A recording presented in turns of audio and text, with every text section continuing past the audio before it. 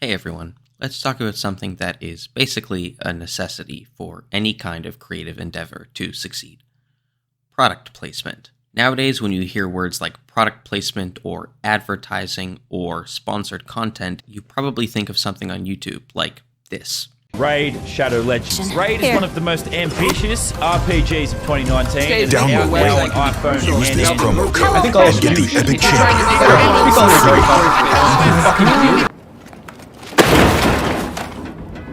But it's important to note that product placement has been around for decades now, existing even as far back as in radio shows and other older content. Today, though, I want to talk about product placement and sponsored content in movies.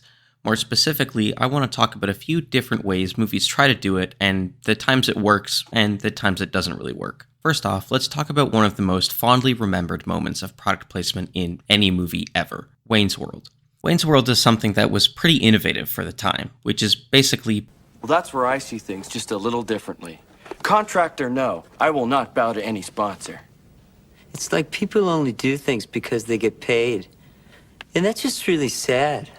Ah, new print. Little, yellow, different. breaking the fourth wall to look directly at your audience and say, hey, this is a movie, I'm getting money from this company, and because of that, we have to include their product in our film. So option 1 for product placement in film, directly address the audience. But what makes this scene work so well in Wayne's World? I think, first, it fits into the established tonal theme of the film. Wayne's World isn't taking itself too seriously. It knows it's a goofy comedy movie, and oftentimes it thrives on that ability to tell its main plot points. Hey!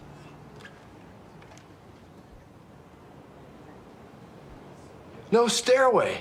Denied.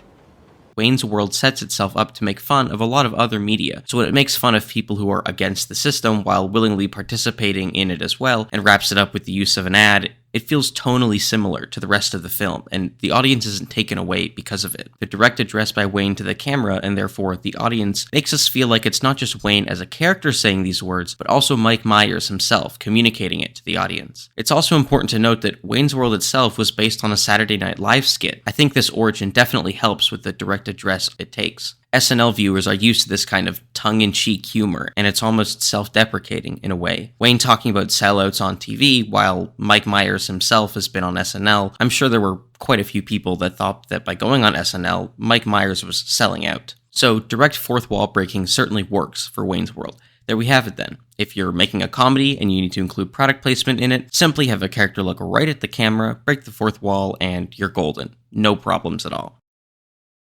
I'm kidding. Obviously. Not every comedy movie works as a fourth wall breaking meta commentary about product placement, and product placement can't necessarily work as well in every comedy movie just because it breaks the fourth wall. Wayne's World sets itself up in a TV environment. It makes sense for Wayne to have all of these objects around him in the absurdist world, but that's not going to work for every movie out there, comedy or not. Nothing illustrates the tact needed for a fourth wall break and what happens when it isn't done perfectly, like Deadpool. Okay, put your pitchforks down. I don't dislike Deadpool at all, but I do find its success and praise for subverting the typical Marvel movie formula to be a bit astonishing, if I'm being honest. Nobody's getting hurt. Come on, one of the most common phrases you hear when referring to the problems with how superhero movies are made is the common one-liners and "that just happened" kind of lines. Sleep, go sleep, go to sleep. Why does Deadpool get a pass on these elements just because it makes fun of other Marvel movies? I mean that, seriously. Pointing out something does not immediately absolve you from being a part of it. Big CGI fight coming up! One of the first fourth wall breaks in Deadpool is this following scene. My boyfriend said this was a superhero movie, but that guy in the red suit just turned that other guy into a fucking kebab. Well, So, Deadpool is different than other superhero movies then. While it may not be exactly as blatant of product placement as Wayne's World, I would argue that what Deadpool is doing here is marketing itself as a not like other superheroes movie. The only problem is that it is almost exactly like all other superhero movies. Deadpool is marketing itself as not a superhero movie, but in the end, Deadpool gets the girl and kills a bunch of bad guys along the way. How is Deadpool actually that different from something like Iron Man? Both movies have a narcissistic, wisecracking lead who gets the girl in the end and kills a bunch of bad guys along the way. The only real difference is the level of blood shown on screen. See, by setting itself up as different from other Marvel movies, Deadpool inherently has big shoes to fill. When it doesn't follow up on these expectations, that can leave the movie feeling like it's trying too hard to be funny. Rather than containing the fourth wall breaks to just self-deprecating jokes about itself here and there, the insistence to bring the larger superhero movie film space into comparison ultimately hurts Deadpool more than it helps it. Sure, it may have a few elements that are different, but does it really do that much different than the other Marvel movies? I don't think so. So, that's one way movies can do product placement, directly reference it to the audience. Now I want to look at the way that a lot of movies do product placement in a way that has the potential to either be incredibly good or incredibly bad. It's a very fine line, which is weaving the product placement into the story itself. That's right. You heard me. Why go through all the trouble of trying to hide all of these big corporations and brand names from the audience if you have a way that you can incorporate it into the story itself? By making it a plot point, it's a way for movies to show that they're both aware of the product placement while also giving a nod to the audience, letting them say something that's basically the equivalent of, hey, this movie is sponsored by this company, now you know. But I'm going to do you one better and work it into the movie itself so it feels more organic. For a recent example of a movie that does this incredibly well, in my opinion, I want to look at David Fincher's movie, The Killer. The opening of the movie starts with the main character, an unnamed hitman for hire, telling us about himself and his worldview. It's amazing how physically exhausting it can be to do nothing. Paris awakens unlike any other city, except luck isn't real, nor is karma. Or, sadly, justice. One is born, lives their life, and eventually, one dies. The purposes of clarity, I'm going to be referring to the character called the Killer in this movie as just Fassbender, the last name of the actor that plays him. Given all of this preamble about who he is and what he thinks of the world around him, when Fassbender puts in headphones and plays his music only for the entire soundtrack of the movie to consist of the Smiths, it doesn't just feel like a piece of product placement, but instead an organic part of the character that we are getting to see. A lot of lyrics by the Smiths talk about feeling alienated from society.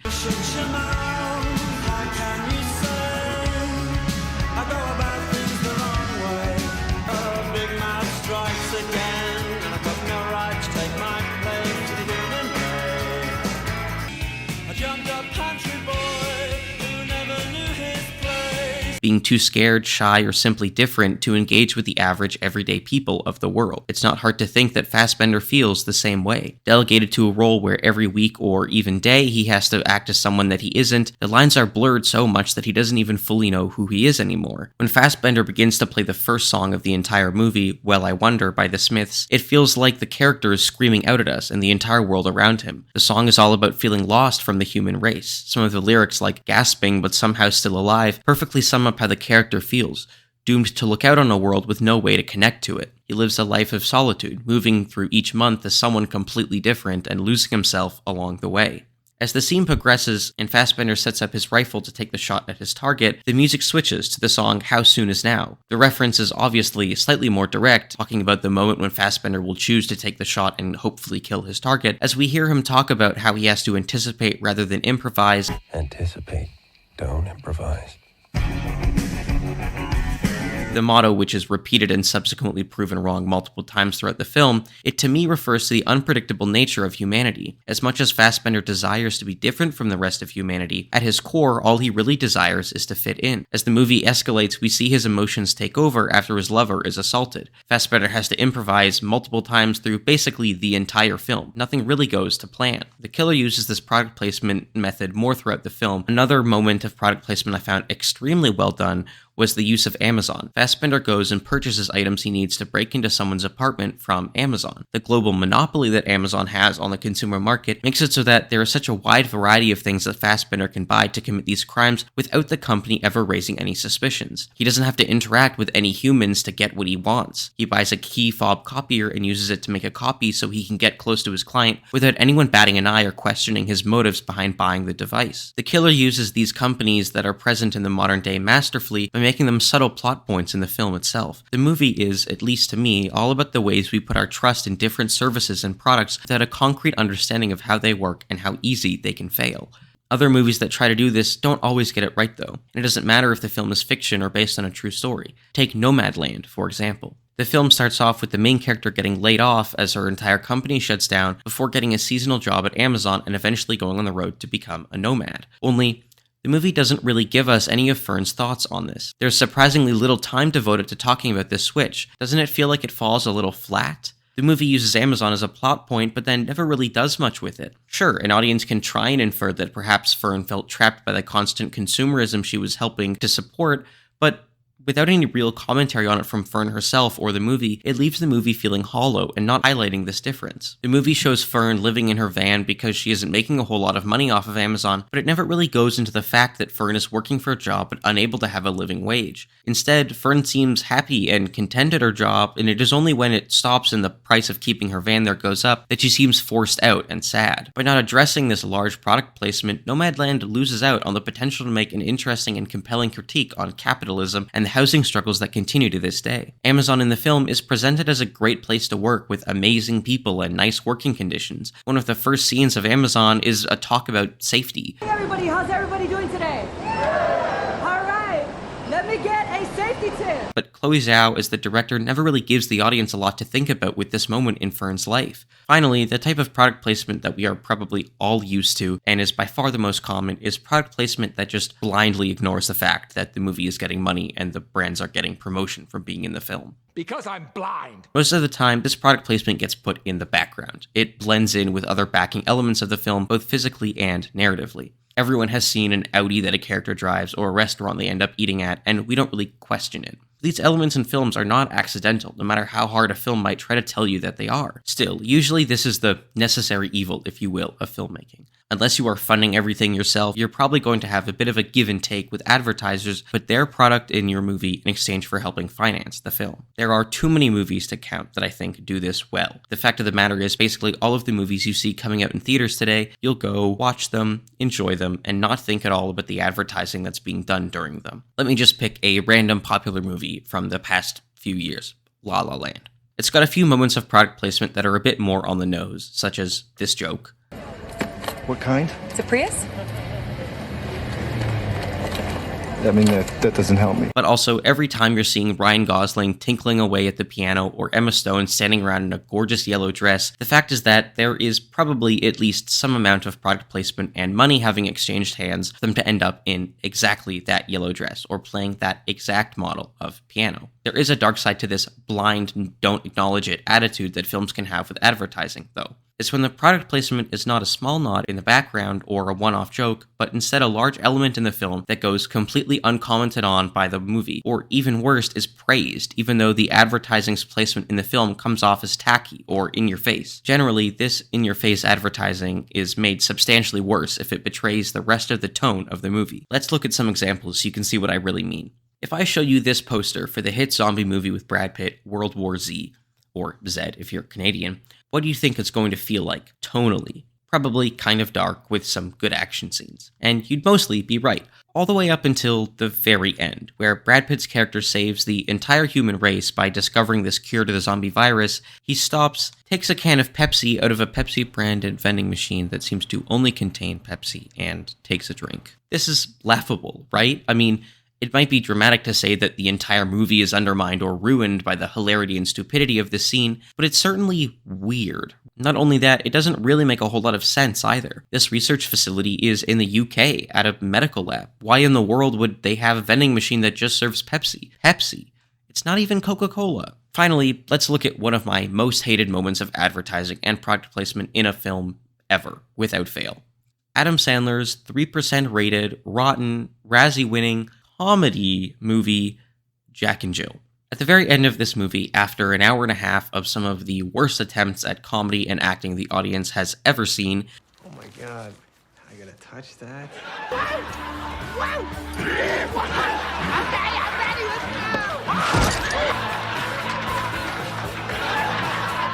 the movie ends with a commercial with Al Pacino for Dunkin' Donuts, where one of the most vile, poisonous, cringe-inducing words is spoke into the English language.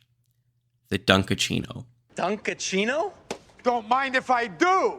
What's my name? Dunkachino. It's a whole new game. Dunkachino. This entire movie is clearly a cash grab for Sandler, who by no means is a prestigious actor, but at least in most of his other comedy movies, it seems like he's having fun with it. This movie, on the other hand, this product placement, the whole thing makes me wish I was just watching a TikTok NPC live stream instead. Product placement is something that has to be done right. A film doesn't have to make it a story element or try and be tongue-in-cheek with its advertising of brands, but it's not hard to put things in the background. But when you see a moment like this in a feature film that got made, I think you have to ask yourself, do I like giving this product money? Because that's exactly what you're doing. Movies are advertising to you all the time, whether you're aware of it or not. Every single bad movie based on a property like the Emoji Movie that comes out has a good chunk of people that rush to the cinema to hate watch it. But if I can leave you with anything, let me leave you with this. Advertisers don't care about why you're watching their ads. They just care that you watch them.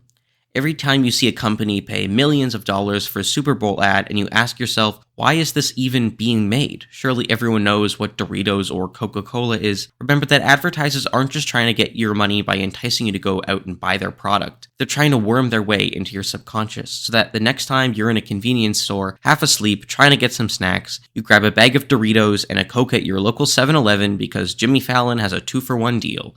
You leave the store, get into your car, drive all the way home, and not realize that you've become just another mindless consumer with your money. So please, next time you're watching a film, look out for the ways they're adding product placement into that film. And at the very least, please try and remain cognitively aware of the fact that it's all advertisement, and they're trying to get your money. Thank you all for watching this video. I'm sorry it might seem a little bit more rushed than some of my other ones. I've just moved to a new place. If you liked it, be sure to like and subscribe, and I will see you all next time. Goodbye.